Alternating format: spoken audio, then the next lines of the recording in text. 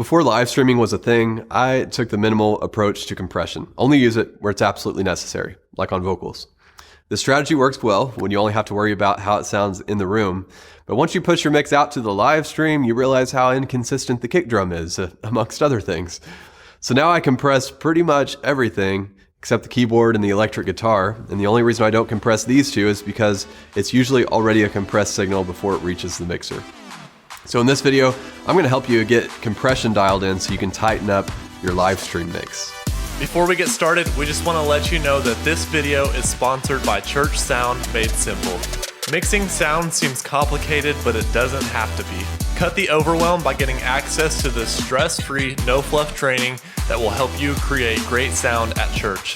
Visit churchsoundmadesimple.com. Well, hey, if we haven't met, I'm Cade, creator of Collaborate Worship, and I'm here to help you create great sound at church.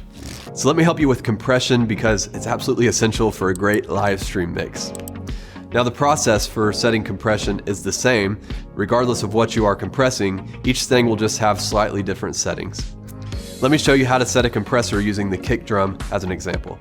Set the ratio to 5, gain to 6 dB, attack to around 10 milliseconds, hold to 0, release to around 120 milliseconds. Now I can't give you an exact placement for the threshold setting because it varies depending on your setup, but let me show you how to find the right placement. Have someone give the kick drum a solid kick over and over. Now adjust the threshold so that the gain reduction meter is reading around -6 dB with each hit. That's it.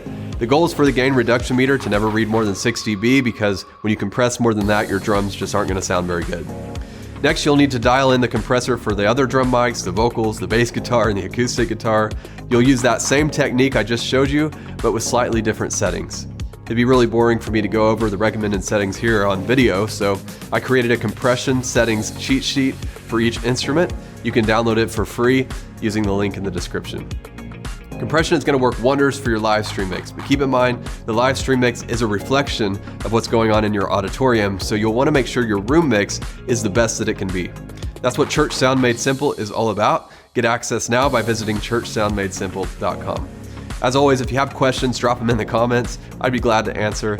If you'd like to see more videos like this, just give me a thumbs up to let me know.